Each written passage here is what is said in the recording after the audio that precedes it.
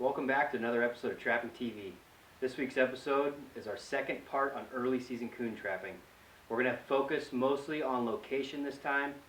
Brandon, he hits the lake trapping, I go river trapping, and we're just going to kind of pinpoint locations you want to look for out on the lines. Stay tuned and enjoy. We have here is a textbook perfect log crossing. I'll take advantage just to pick up an extra coon for my gas money. There's scat on the log. Duck hunters cut this down for whatever reason, but they left this nice branch right here to support it. Right where my arm is the center. Every raccoon is going to come through here. They're not going to sidestep me. So I'll take my support wire.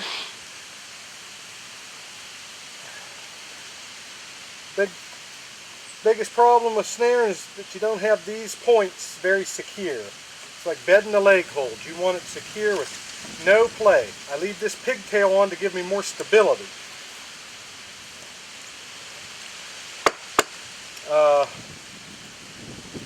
My snares have a pigtail using 1x19 5/64. Just a good all-around snare. I use it for beaver and a jam.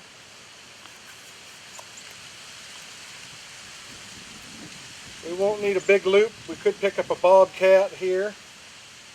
We'll take our wire, we firmly wrap it around the snare. I have superior supporting power that way. Bend my pigtail up, that way it's out of my lock's play. Now, I'll just position my wire, bend it, kink it, twist it, manipulate it to however. I want to give it up a little bit of height.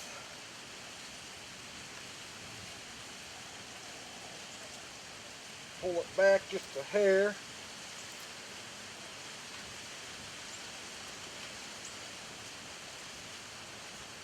There we go. There's my loop, and I'm going to wire it under the log with another piece of 14, hoping maybe our animal will fall in the water and dispatch.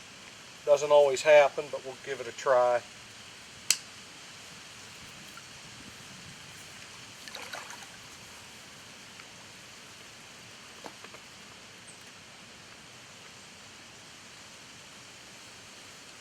Cinch that. Drop our cable down.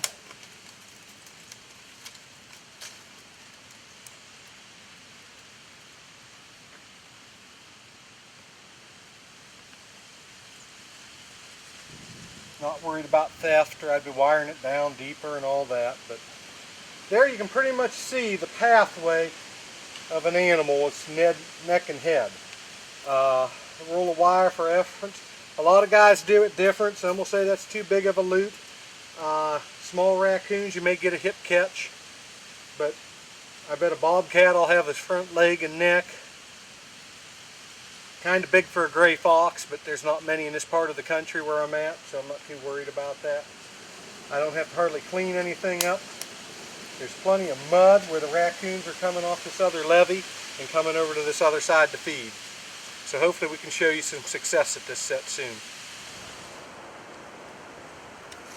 Well, we have some success with a raccoon and a dog proof. This particular area is some high ground, a little strip of land that goes between two properties. There's two canals, and we have a beaver dam, and it's pretty much a beat raccoon trail through here. Set this yesterday. We were hoping to get a double or a quad. We had 3 dog proofs. We only picked up 1, but at 71 degrees, the raccoons didn't really move too good. We're going to dispatch this one and make sure our bait wasn't cleaned out. We picked up some possums today, and we're getting started. So we'll take care of him here and go from there. Welcome everyone to Jeff Jones Outdoors. We're going to do the outdoors tip of the week today.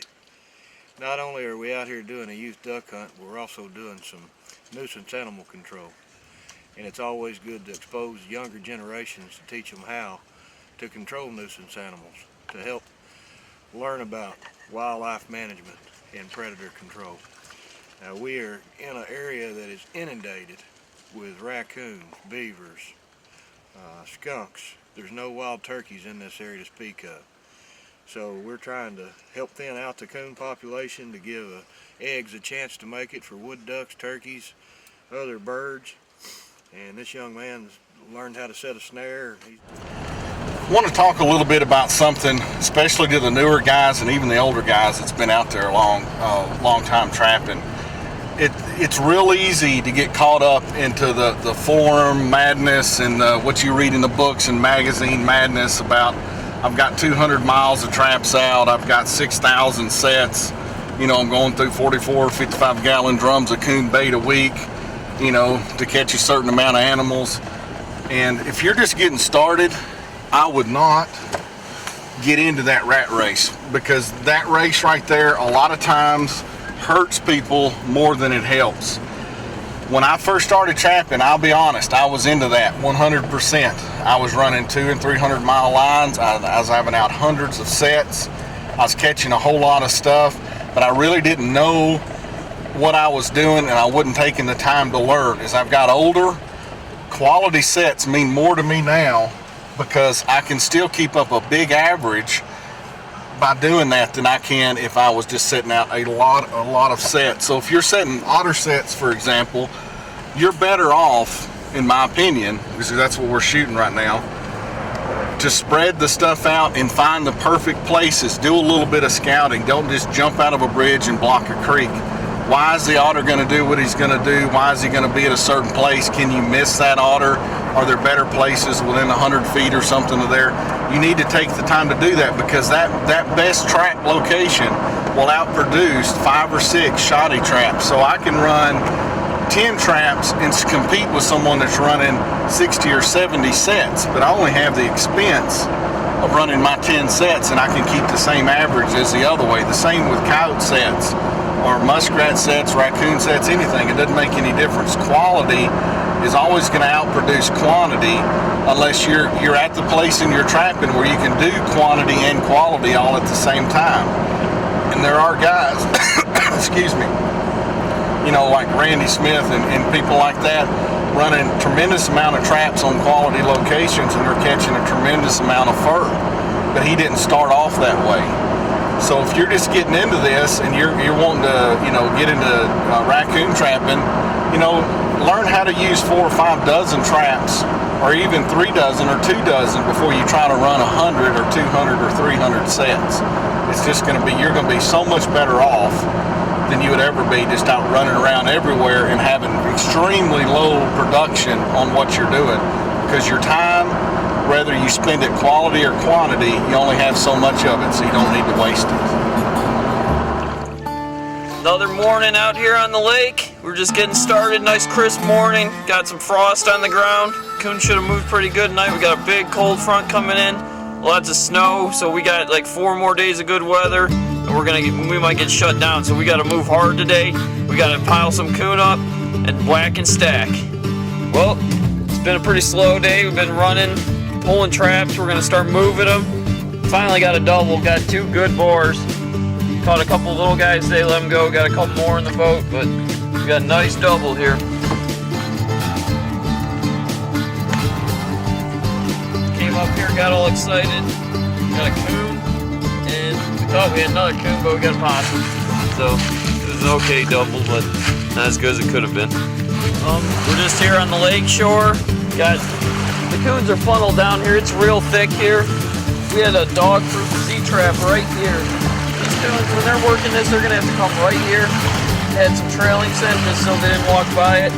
Got a nice coon here. And then we put another one up in the woods in case they tried to cut around this thick stuff, and we got another one up here. We got a good double.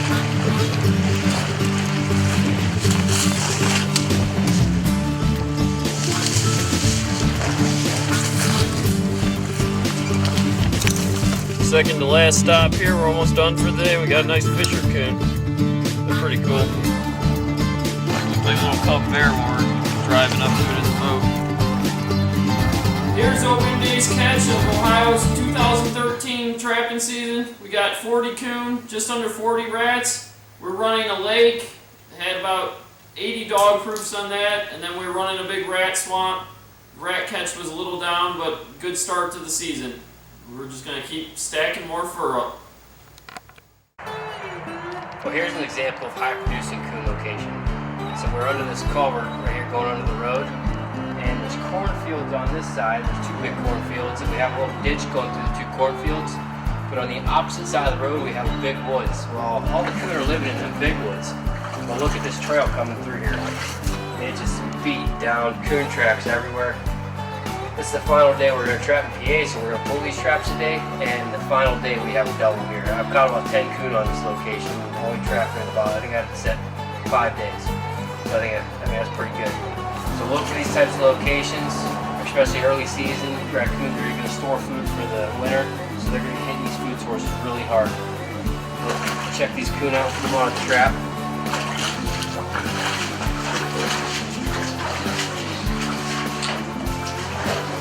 Now at this spot I gang set it big time. I put 6 sets here, and that's how I get the doubles and triples all the time here. But we got one coon right here. See where I've caught coon throughout the last couple of days, all the burn circles. Then we have another catch over here.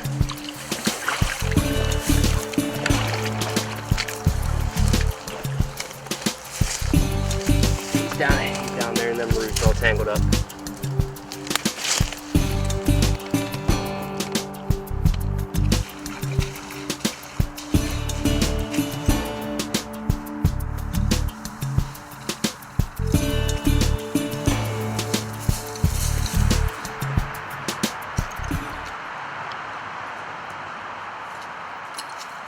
Well, here's another location you should be looking for.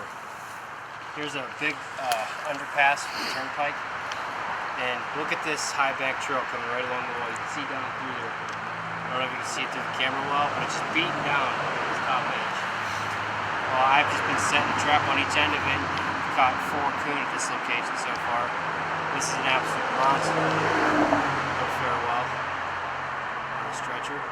So we put him out and move on to the next one.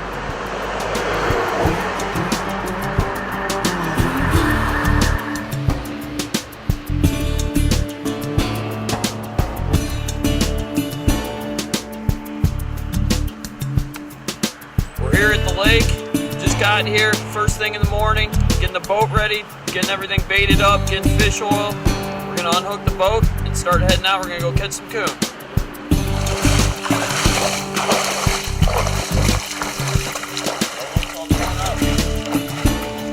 Got a coon, nice. First coon of the day.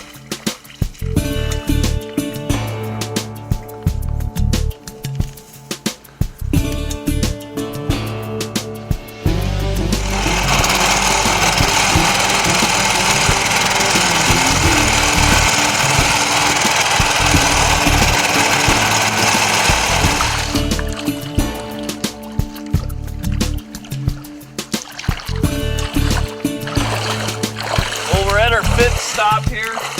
Every stop I put 2 dog proofs just to keep track of them, makes my life easier. This is our 6th coon. We've been at 5 spots, 10 traps, 6 coon. We're on a good start here. We might need to go get the bigger boat to haul all these guys out.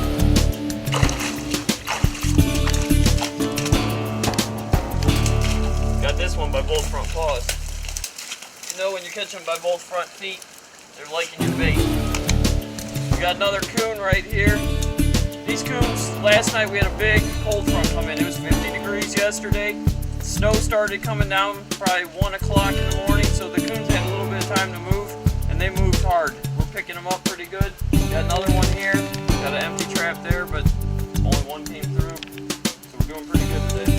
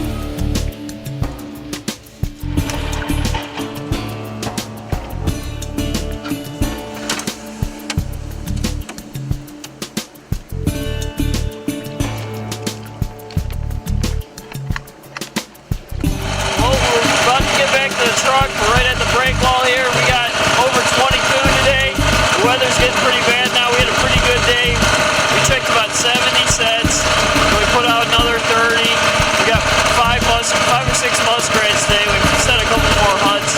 We're mostly on this lake for the coon, but we won't pass up a rat when we see one. So we had a pretty good day today.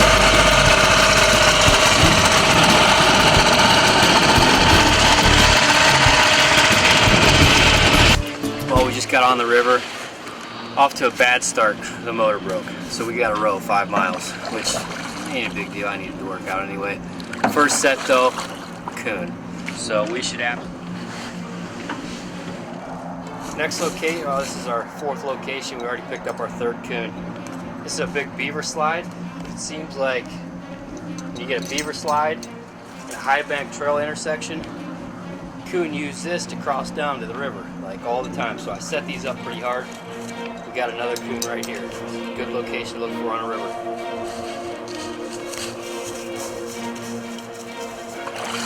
Coon number 4 for the day.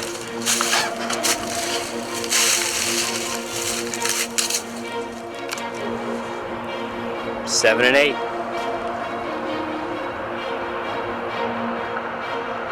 This is just another one of them trails that there was a high bank trail and a low bank trail. We set both trails where they come together.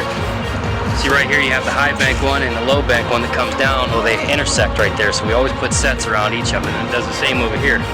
So we got a set right behind the camera and one right here, and we got a double. Another great location on the river to keep looking for. This is just a little feeder stream that comes into the main river here.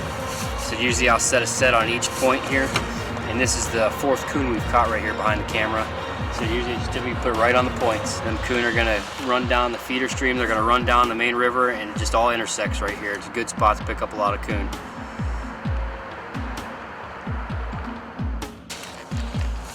Well, right here, we got a den tree that we seen him in the other day, and we popped 2 at this same set here.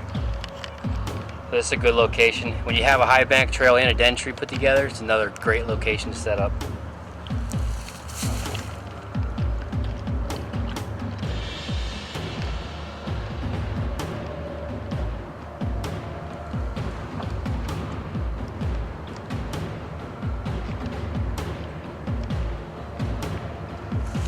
Well, we're at the next underpass on our river line here. Again, we have a double that I can see. We might have more coon on that side of the river, but we got this little guy here. And then across the river, you can see that high bank over there, right along the bridge wall. Nice big coon over there.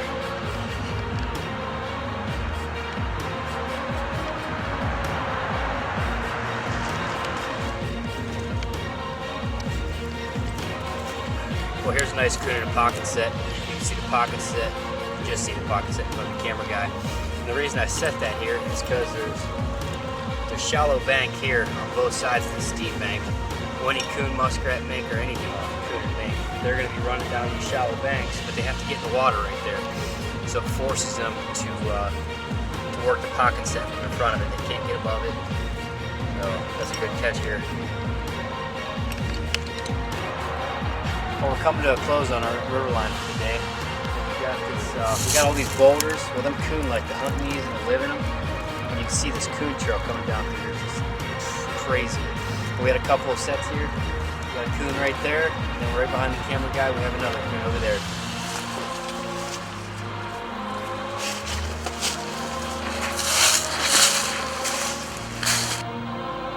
Well, folks, we just finished our line. It's about 10 o'clock. We're just getting into the house.